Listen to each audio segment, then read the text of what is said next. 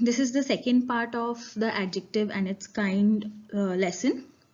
I had already told you all that this specific lesson will be divided into two parts since it's a lengthy one.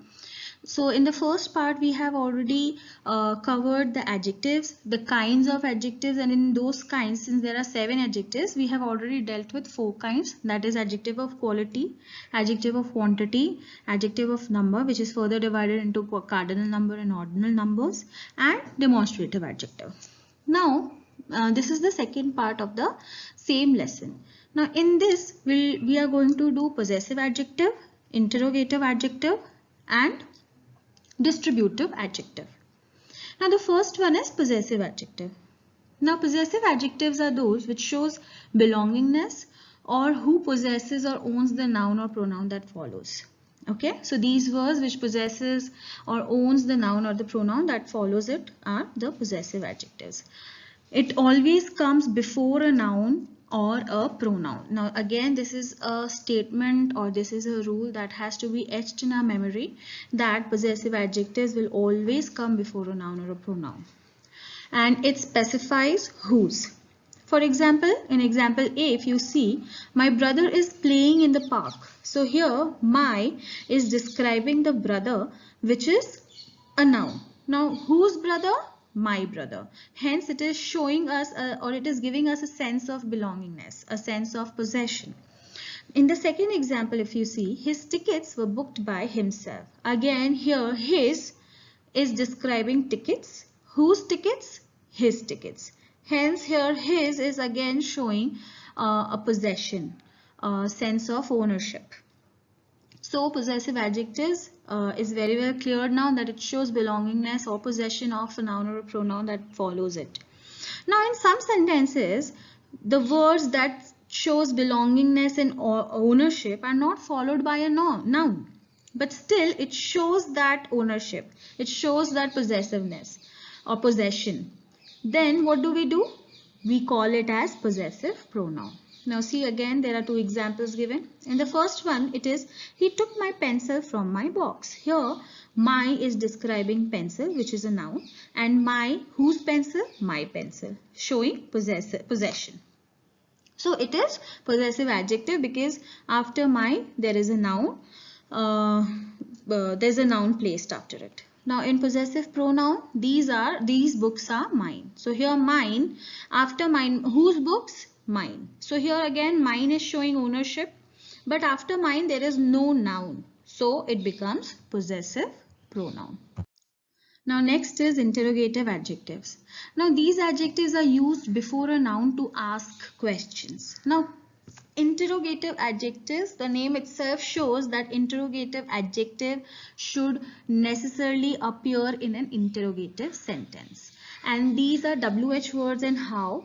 All these words can act as an interrogative adjective provided they are positioned before a noun or there is a noun that follows it.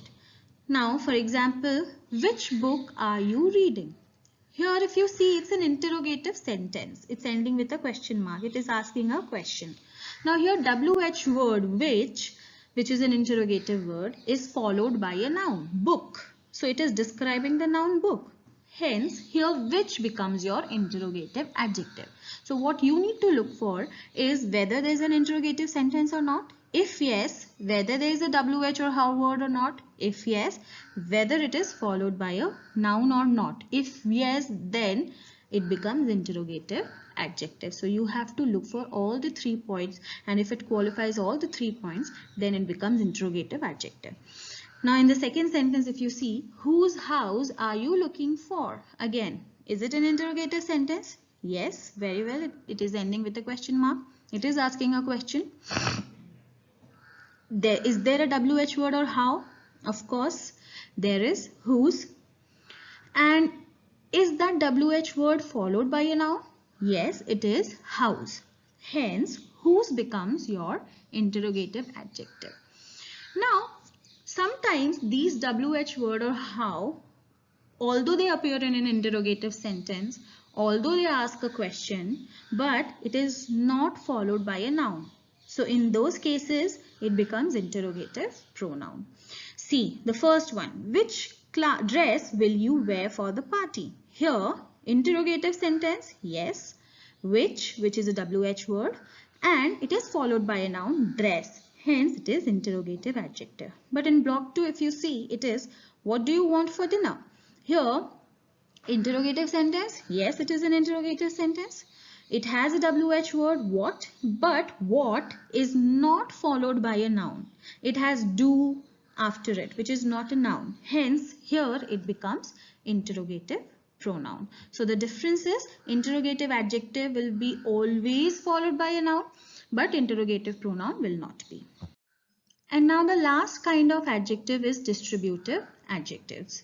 Now it refers to each person, place or thing, but in a pair or group separately. Now in a pair or in a group, when each person or each place or each thing you're talking about separately, then it becomes your distributive adjective. And distributive adjectives always appear before a singular noun. So each, either, neither, etc. all these words are used as distributive adjectives. See example 1. Each child was given a medal. Here each is talking about all or each and every person or each and every child of that particular group or of that particular class maybe. So out of that group, I'm talking about each and every child. Hence, each becomes your distributive adjective, and child is a noun. It is describing, which is a singular noun. Now next one, neither gate was open for entry. So here again, out of two gates that I have, neither of the gates or neither gate was open. So out of those two or out of the pair of the gate, neither was open. So it is talking about each gate separately. So here again it's a distributive adjective because it is followed by a singular noun, which is gate. I'm sorry. Now sometimes these words like each, either, neither, any, all these words are used in a place of a noun, and or if you see in some sentences there is no noun after them, then in these cases these are known as distributive pronouns. Now in the first triangle, if you see, the example which is given is each girl will get a chocolate. Here each is describing the girl. There is a girl after the word each, and it is talking about maybe amongst a group of girls, each one of them separately will get a chocolate. So it is distributive adjective. But in the next triangle, if you see, it is give a sweet to each. Again, each has the same role here. It is talking about each of the person in a group to be given the sweet. But after each, there is no noun. There is no singular noun or a noun followed by each. So hence in this case it becomes distributive pronoun. Now this brings us to the end of the topic and we'll quickly recap or recapitulate the points that we have covered so far. So we have dealt with adjectives, and we know that the words that describe a noun or a pronoun are called adjectives. Now there are 7 kinds of adjectives: adjective of quality, quantity, number, which is again divided into cardinal and ordinal number, demonstrative adjective, possessive adjective, interrogative adjectives, and distributive adjectives. Adjective of qualities tells about specific qualities of a noun or a pronoun. Adjective of quantity tells us about how much, and it describes uncountable noun. Adjective of number, on the other hand, tells us about the number of a noun, and it tells how many, and it will always describe a countable noun. Cardinal number deals with specific number of a noun or a pronoun, and ordinal number tells the position of something in a list, that is what order. Then demonstrative adjectives, it points out a specific noun and helps to identify it. It comes before a noun always. Possessive adjective, it shows belongingness, ownership or possession, and it always comes before a noun or a pronoun. It qualifies. Interrogative adjectives appear in an interrogative sentence. These are WH words or how, and it comes before a noun. It qualifies. Distributive adjectives, it refers to each person, place or a thing in a pair or group separately. So we talk about each person, place or thing in separately in a group or in a pair, and it always comes before a singular noun. I hope you have understood the topic quite well. But still, if you have any query or any doubt, I would request to note it down somewhere in a piece of paper or in a rough notebook, so that once the school reopens, we can discuss all these query of yours and in the class and clarify it. Please take care of yourself and stay healthy, stay at home. Thank you. Thank you.